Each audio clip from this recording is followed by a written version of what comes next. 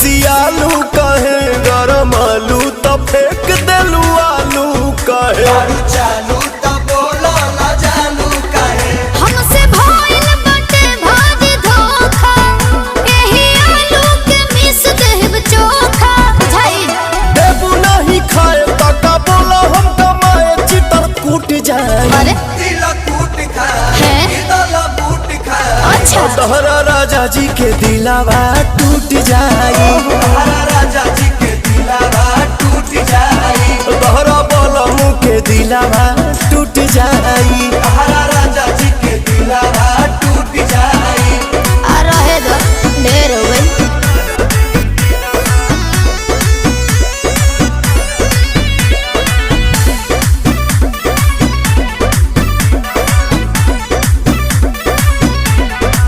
हो जानी छोड़ा भवन करब कहबू जवन रहे सेवा